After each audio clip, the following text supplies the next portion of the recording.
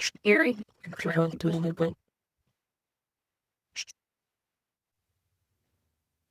Hey everyone, and welcome back to Blue Mountain Radios. Today we have a YouTube watcher's radio.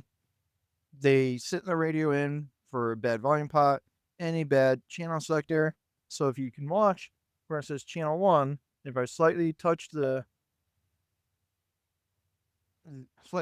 channel selector, it jumps to an unprogrammed channel. It should not do that.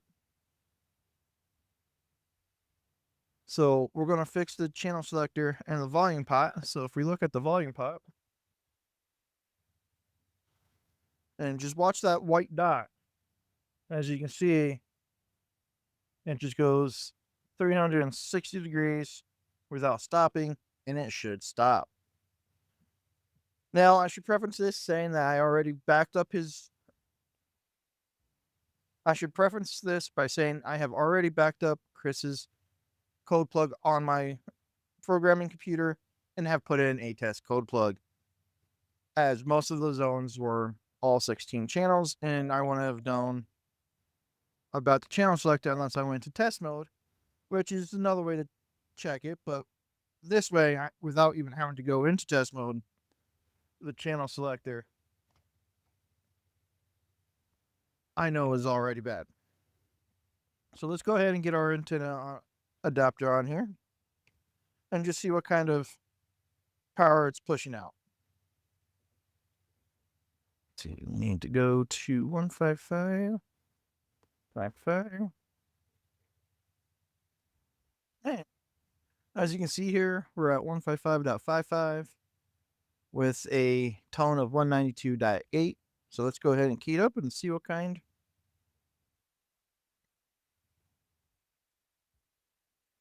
The PTT is a little touchy as well.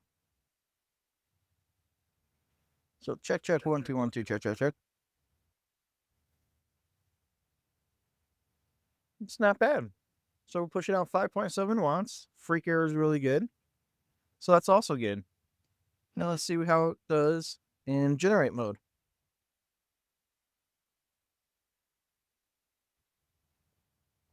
It comes in clear, but of course when you adjust the volume, the radio turns off because the volume pot is broken. So let's go ahead and start looking at this. We're going to take this apart and take a look at it.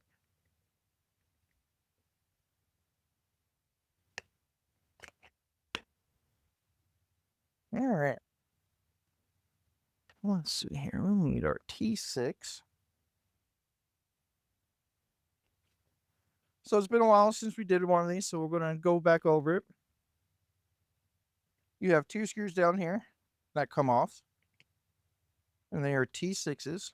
So all we have to do is go ahead and take those off.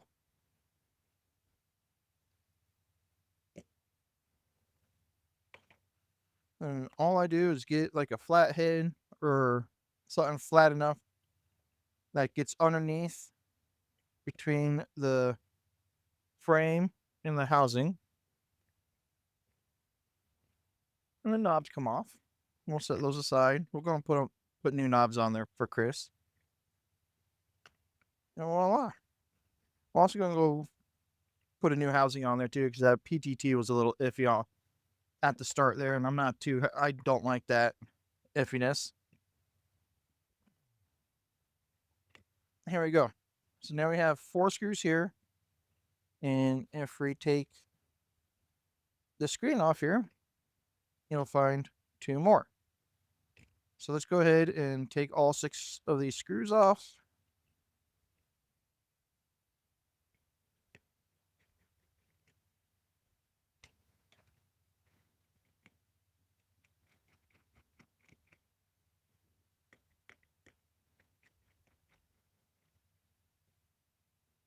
There's a wrong screw in this corner, so we'll put the right screw in as well.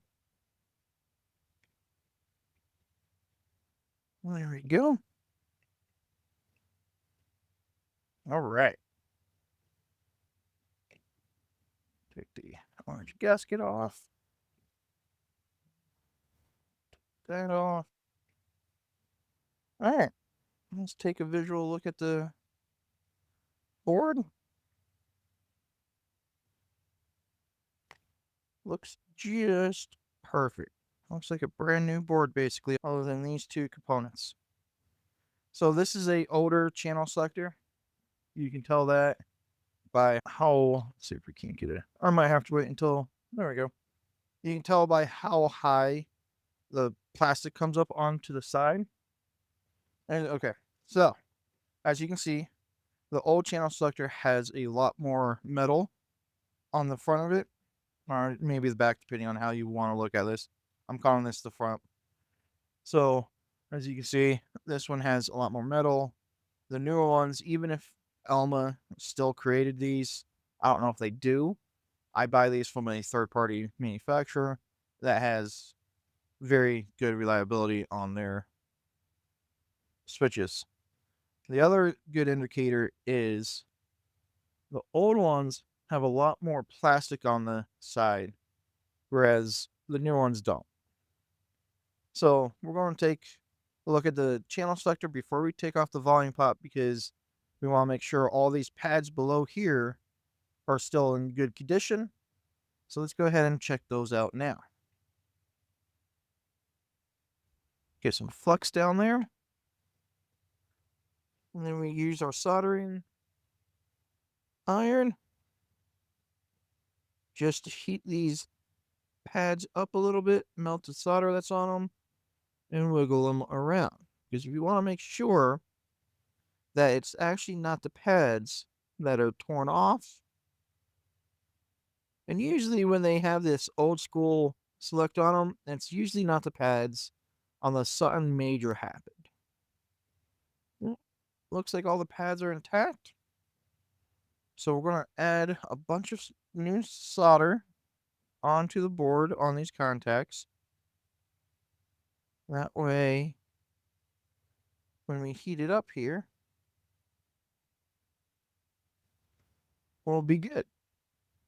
Now we get our PCB holder here. Actually, we're going to add some new solder to these anchor parts as well, just because it's the original, most likely unleaded solder on there.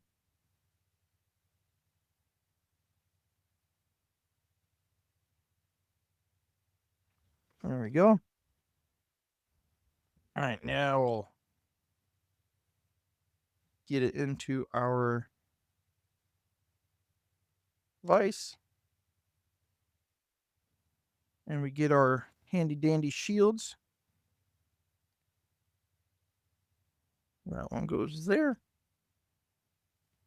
And this one goes. This way we're not melting the LED or melting that top button.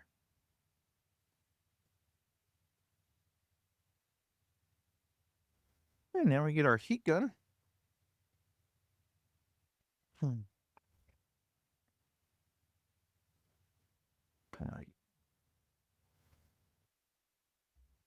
And we just start heating it up. It's going to take a little bit. And then underneath, I hold the channel selector up with just a pair of tweezers.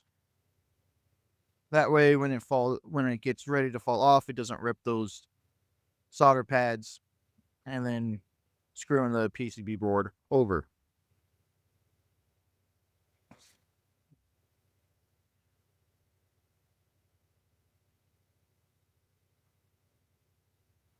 I'm gonna probably fast forward this bit, so I'll see you guys once I'm done.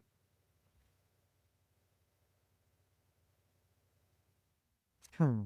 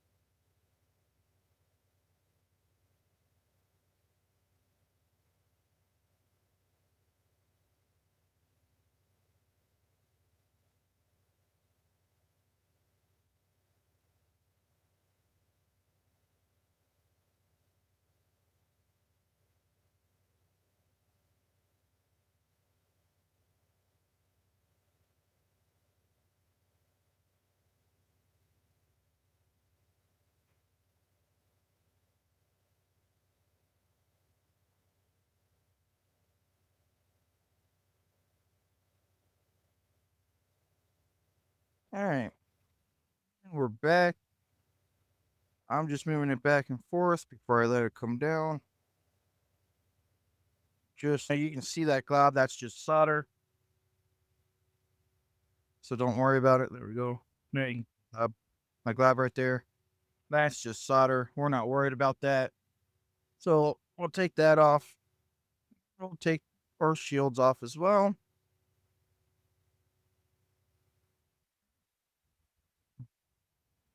Now, while the board is still hot, flip it around, clean up the pads that are there.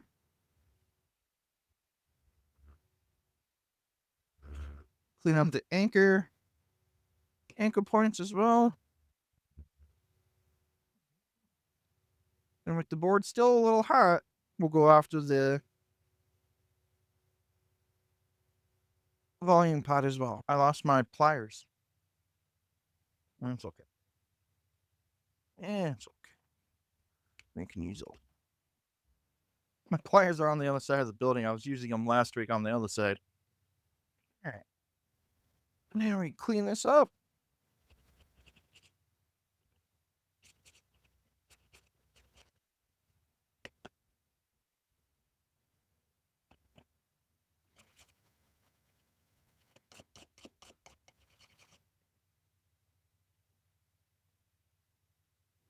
And just clean up all the extra flux that's not coming off. There's a little extra hard on there. There we go. And it looks like one of the anchor points actually broke off the volume pot. Could be why it broke. So what we'll do is just heat it up and kind of just push it through the hole. There we go. There it is. Broken anchor point. We'll toss that. So now we'll take our channel selector. We're going to put it on. We're going to align it as best we can in the middle. There we go. Flip it back over this way. Take some solder and put it in the anchor point. Let it cool down. And now we just make sure that it's still centered. It moved just a slight, so we'll heat up the anchor point.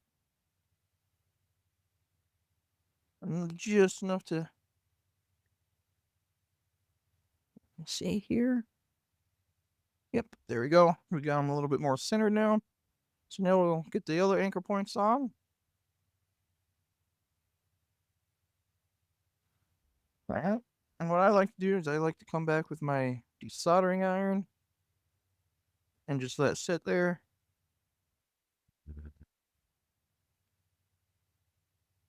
And let that solder melt through the through hole to have a very strong connection to these anchor points.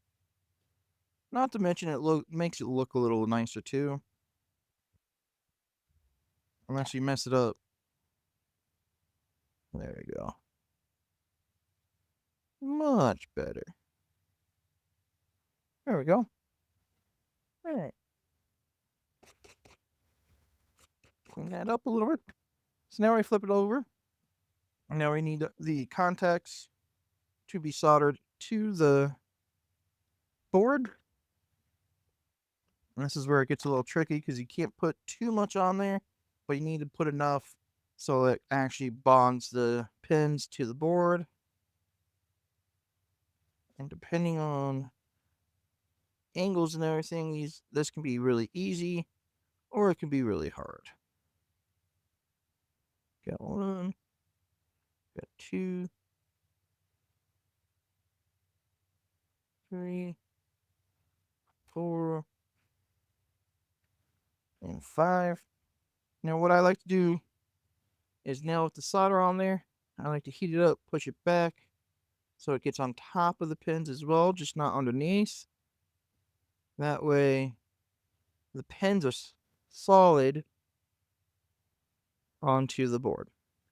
There we go. I'll give that a little clean. Clean up the flux I put on there. Oh. I think my camera just died.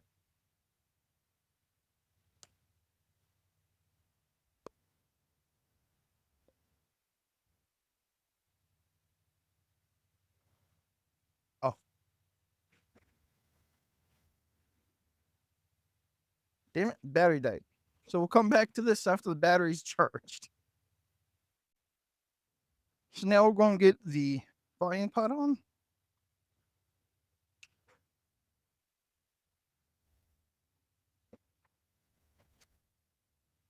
Okay, so we're going to add in the volume pot now. So all we need to do is get our soldering iron and some solder. Get one pin soldered on. Now we can let it go and just solder the other pins into anchor points.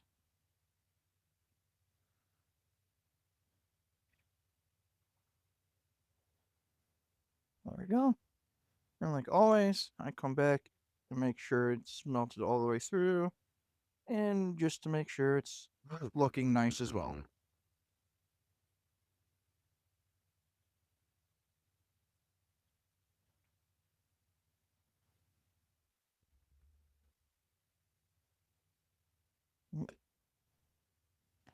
Put that on a little too early there. Okay. I got plenty of solder to go around here. There we go. Get that in there, in there. Make sure that's on. That's on. There we go. Now we're just going to give it a little clean. So it looks almost brand new.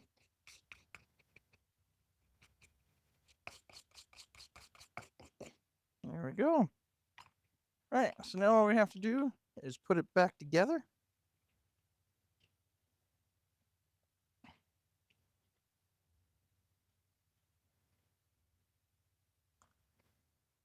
Go.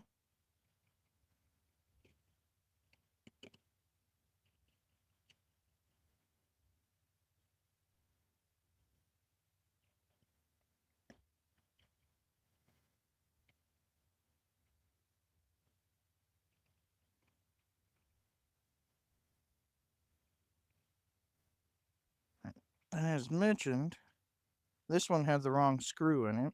It's not supposed to have a washer. The only ones that have the washer are the ones with the white lines around them. So let's go grab the correct. I should have one here somewhere. There it is. The correct screw. And there you go. All back. Put the screen on. And like I said, I'm going to give them a new housing because I wasn't happy with how that PTT was working while we were doing a test on it. So we're going to grab us a new housing here. And with that new housing, it comes with a dust cover, new knobs, and a new speaker. So we get that in there. Oh, sorry, just doing it off the screen. So we just slid it in, put in the flex that's in here, connect that to the board, squeeze it down.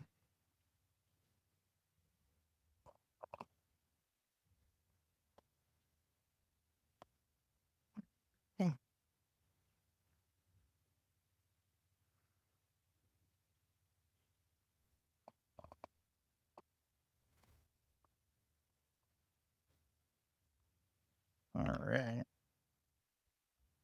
And like I said, it comes with a new dust cover for the accessory port and two new knobs. So we'll put the knobs on.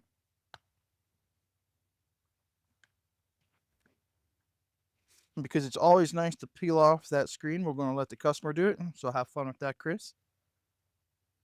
And then we're going to get it all back together, turn it on. As you can see, it's turned on. And when we bump that channel selector, it doesn't go. So we'll go into test mode. We'll use our arrows to get all the way over. And here we go. Wiggle it back and forth. Channel 2, wiggle it back and forth. Channel 3, wiggle it back and forth. Channel 4, 5, 6, 7, 8, 9, and 10. Works absolutely perfectly.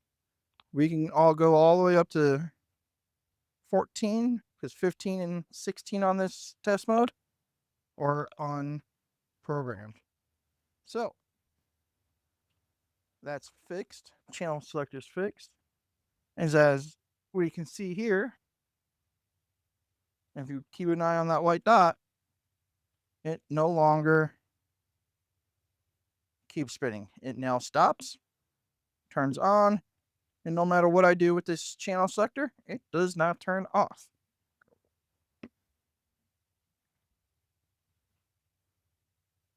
And there you go.